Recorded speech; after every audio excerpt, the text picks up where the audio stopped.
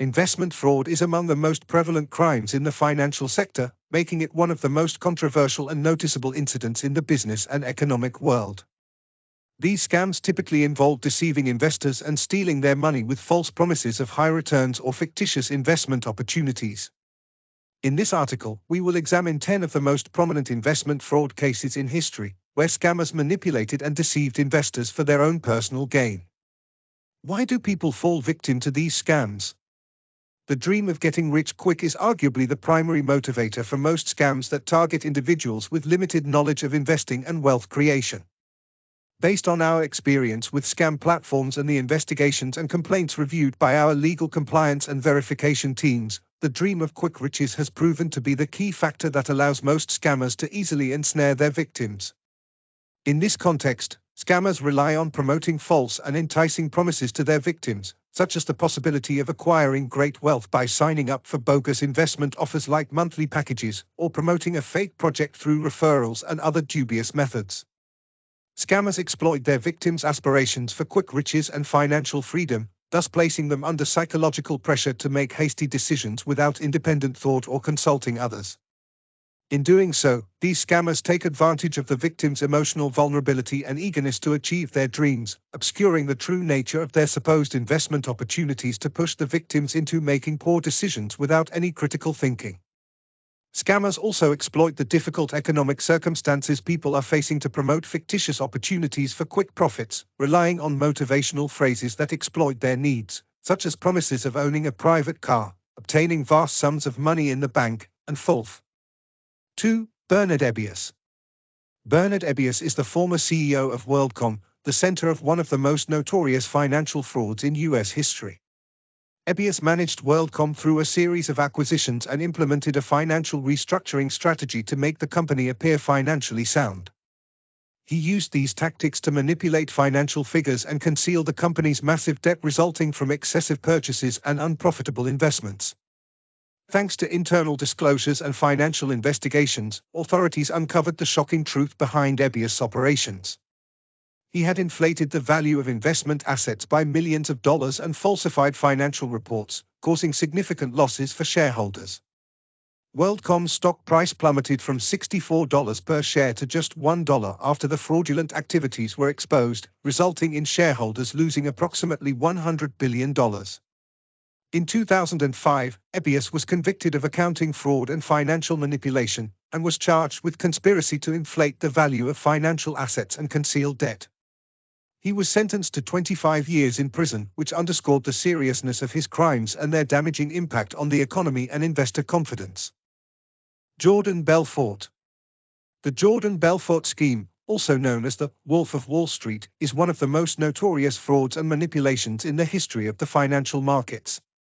Jordan Belfort was an American investor and stockbroker who became infamous for his unethical and illegal practices during the 1990s. Belfort worked as a stockbroker on Wall Street and gained notoriety for his unethical methods of attracting investors and generating quick profits. Belfort and his organization employed numerous fraudulent and manipulative tactics, including setting up shell companies, providing inaccurate investment recommendations to clients, and using stock manipulation tactics that resulted in losses of $200 million for his shareholders. In 1998, Belfort was convicted of fraud and money laundering and sentenced to 22 months in prison and ordered to pay a $100 million fine. After his release, Belfort started a new life as an inspirational speaker and author, lecturing on business ethics and financial transactions. Jordan Belfort's story and his fraudulent scheme were depicted in the 2013 film, The Wolf of Wall Street, starring Leonardo DiCaprio as Belfort. James Paul Lewis Jr. The James Paul Lewis Jr. scheme is one of the world's most notorious frauds. James Paul Lewis Jr. was responsible for a systematic fraud that lasted for 2 decades until his arrest and trial in Texas, USA, in 2006. Lewis used an elaborate pyramid scheme to deceive investors, relying on a referral program to attract new investors with empty promises of high returns from his projects. In 2003, the Securities and Exchange Commission, SEC, filed a complaint alleging that Lewis had committed fraud against investors in the securities markets. According to records, he misappropriated investors' funds for foreign exchange trading and to purchase luxury cars and expensive jewelry.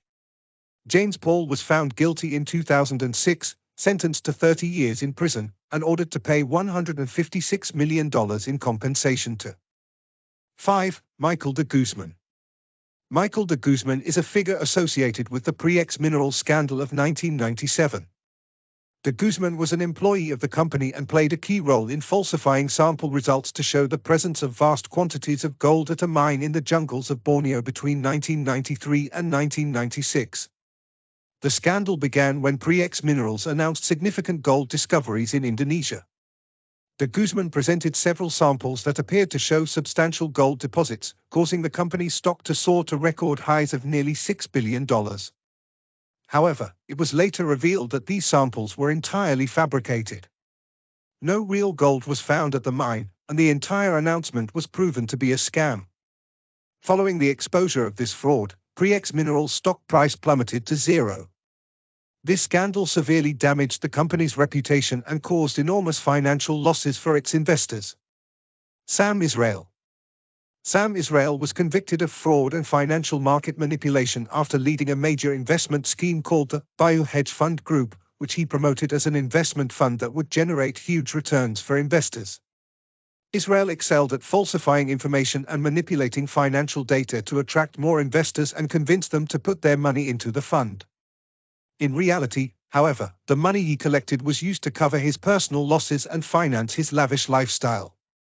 After a period of manipulation and deception, local authorities uncovered Israel's financial crimes, and he was convicted of fraud and financial market manipulation, receiving a 20-year prison sentence and a $200 million fine. Joseph Narchio. In 2007, Joseph Narchio, the former CEO of Quest Communications, was implicated in the company's largest financial fraud. He inflated revenue and illegally manipulated company stock to personally gain an estimated $52 million.